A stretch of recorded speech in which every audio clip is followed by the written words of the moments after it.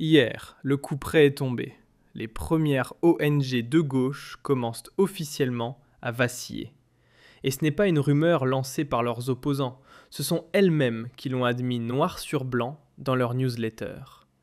Campact perd plus de 1000 donateurs chaque mois.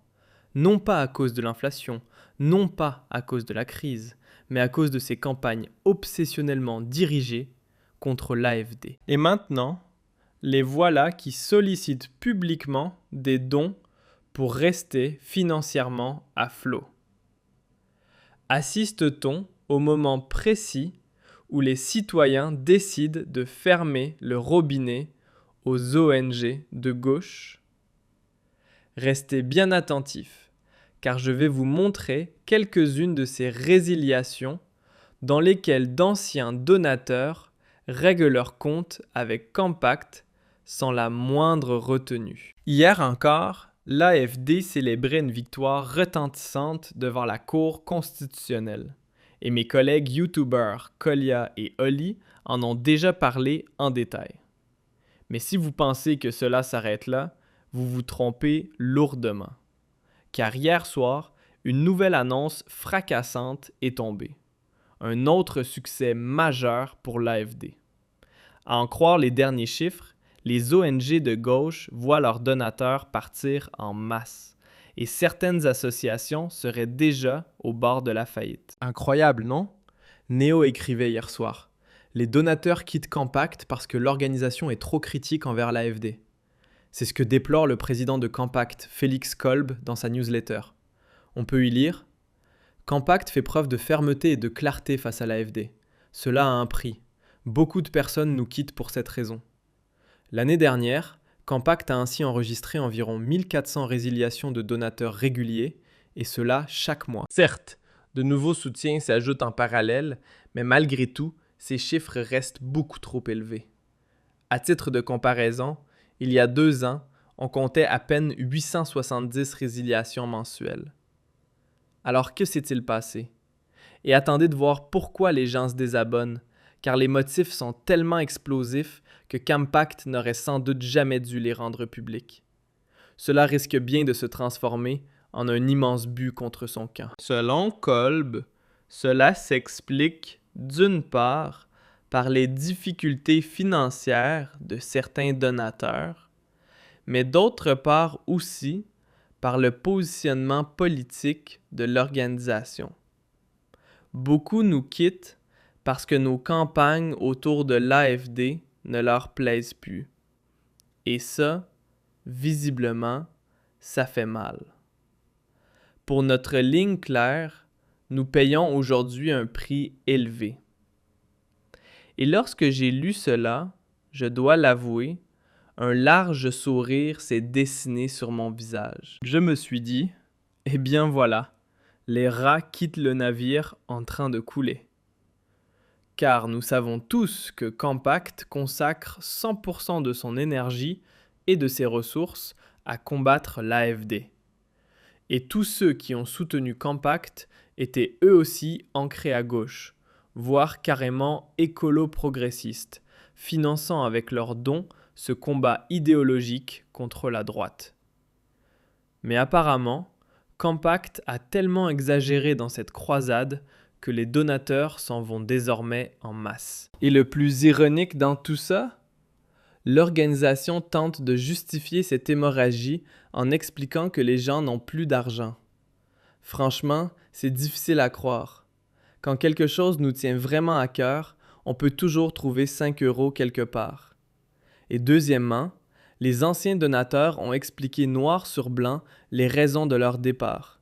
Et leurs mots sont tout sauf anodins. Dans leur message de résiliation, ils ne mâchent pas leurs mots et démolissent littéralement Campact, affirmant qu'ils n'en peuvent plus de cette croisade excessive contre l'AfD. Certains vont même plus loin et écrivent que l'AfD serait la seule force capable de sauver encore le pays. Rendez-vous compte un instant de la scène. Le président de Campact, assis à son bureau, lisant résiliation après résiliation, dans lesquelles les expéditeurs font l'éloge de l'AfD tout en fermant le robinet des dons à son organisation.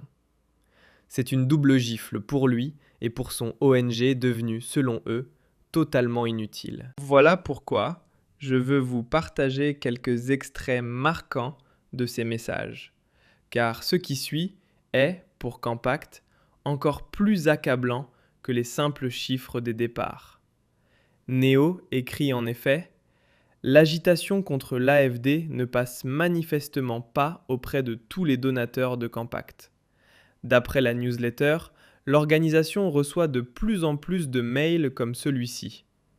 Désolé, mais là, j'arrête avec Campact. » Peu importe ce qu'on pense de l'AFD, ce qui se passe actuellement en Allemagne dépasse les limites et devient profondément antidémocratique. Un autre donateur, toujours selon le président Kolb, aurait écrit « Non, je ne soutiens personne qui combat l'AFD. Pour moi, ce sont actuellement les seuls responsables politiques qui ne sont pas déconnectés de la réalité en Allemagne. » Et voilà précisément le cœur du problème. Car, si l'on en croit ces critiques, le gouvernement en place aurait conduit le pays droit dans le mur. Et la nouvelle direction politique ne ferait qu'aggraver la situation. Aucune des formations traditionnelles ne gouvernerait encore dans l'intérêt du peuple allemand. Le point culminant de cette controverse aurait été, cette semaine, une publication du chancelier Merz lorsque son parti a fièrement partagé un visuel proclamant son soutien total à l'Ukraine. Pour les détracteurs, cette image symbolise une chose. Même la CDU ferait désormais une politique tournée vers l'extérieur, plutôt que vers les préoccupations nationales. Et c'est précisément cette politique désastreuse qui exaspère de plus en plus de personnes en Allemagne, au point qu'elles se détournent des partis traditionnels pour voter à la place pour l'AFD. Et dans la foulée, elles résilient aussi leurs dons auprès de toutes ces ONG de gauche. Un double succès, en quelque sorte. Chez Campact, on parle désormais intensément des finances. Sont-ils à deux doigts de la faillite ? La baisse continue du nombre de donateurs semble en tout cas les inquiéter quant à leur propre influence. Pour rester financièrement stable, disent-ils, il faut compenser les pertes. Surtout à l'approche des élections régionales et face à la perspective d'un gouvernement AfD en solo en Saxe-Anhalt, ils affirment avoir besoin d'une base solide pour poursuivre leur travail. Si nous parvenons à convaincre 2500 nouveaux soutiens, explique-t-il, nous pourrons aborder sereinement cette super année électorale. Et c'est là que cela devient vraiment explosif, car il faut regarder attentivement les mots qu'ils emploient. Ils écrivent noir sur blanc afin d'être financièrement en sécurité. Cela signifie-t-il que Campact ne l'est plus vraiment et doit désormais craindre pour sa survie ?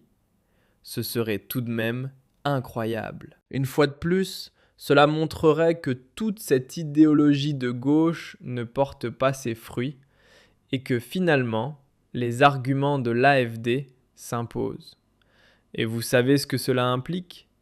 Si même leurs propres donateurs disent désormais qu'ils ne veulent plus participer à ces campagnes anti-AfD, alors ce n'est pas un simple signal d'alarme, c'est un véritable séisme politique. Quand des ONG doivent supplier pour obtenir 2500 nouveaux donateurs afin de rester à flot, c'est que quelque chose tourne sérieusement mal. Peut-être assistons-nous ici au début de ce qu'ils redoutent le plus. Pas encore l'AfD au Parlement, mais le moment précis où les citoyens ferment définitivement le robinet financier des ONG de gauche. Alors, qu'en pensez-vous? Est-ce seulement la fin de Campact ou le début de quelque chose de bien plus grand? Dites-le moi en commentaire et laissez un like si vous voulez que je continue à vous tenir informé.